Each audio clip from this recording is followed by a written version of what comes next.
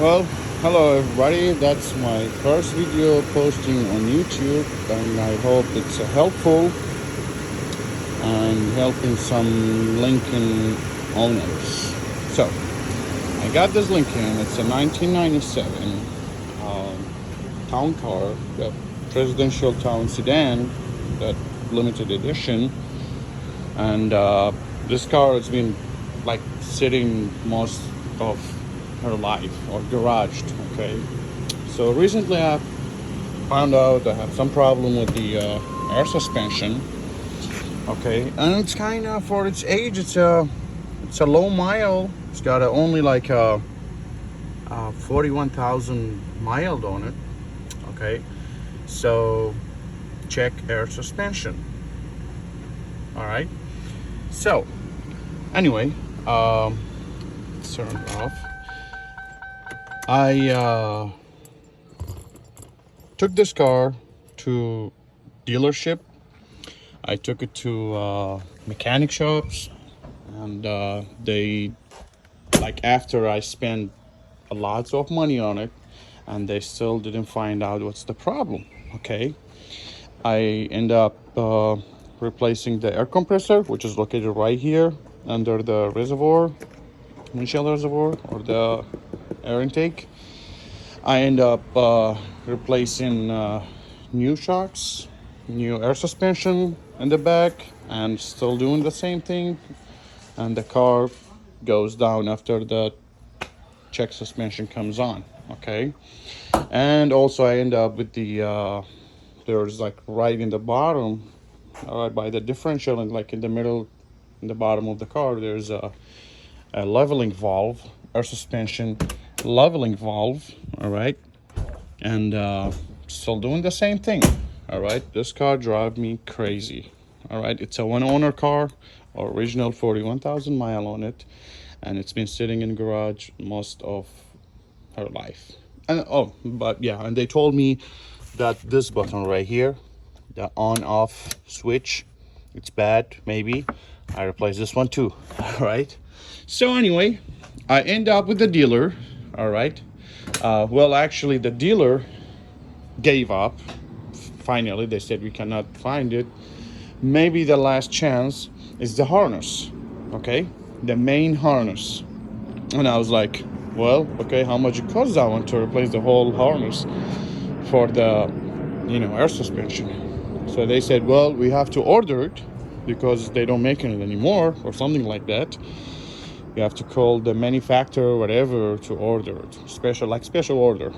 I was like, okay, and how much does that cost? They said, well, we don't know, but it's gonna be a lot, because it's gonna be like special order. I was like, you know what, I already spent a lot of money on this car because of the suspension. All right, engine wise, transmission, everything else, it's beautiful, flawless. Okay, you can tell it's a 1997. Okay, 1997. All right, everything original. All right, imagine the back seat, no one have even used it. All right, no one have even sit in the back seat. All right, so look, it looks like brand new car. All right, anyway, so I was like, you know what, forget about it, and I brought it home last week, and I start, like, searching. I Google everywhere, I YouTube it, ask people. No one could find out my problem, because this light, the air suspension light, check the light, whatever, that message comes on sometimes, not all the time. And when it comes on, it now goes off until you turn off the car, like kind of reset itself, and then turn it back on, and then it goes away, and then it comes back on again after a little while of driving. So this like it's getting disconnect. When it gets disconnect while you're driving, it's not connecting back. Okay, so it's a miswiring, power somewhere. Okay, so I looked everywhere, keep looking, searching all this, check all the fuses and everything. And imagine, after I spending all this money, dealer itself, Lincoln dealer, gave up. Okay, they say, we don't know what's the problem. Maybe the harness, maybe. And even with the harness, they wasn't really sure. Okay, I found out myself. Imagine, it's unbelievable. The relay is the problem, guys. Imagine or not, the relay. So I bought this little device. All right, when you put the relay, okay, test it, it gives you red. Test again, gives you red. I took this one with me to AutoZone. I bought this one. It's a brand new one for only like, I think, $17 and some change. I bought it. All right, put it on. See, it's green. It works.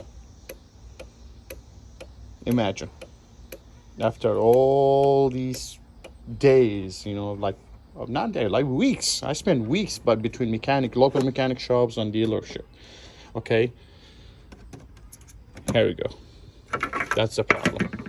All right, so it's the relay, the one in the middle.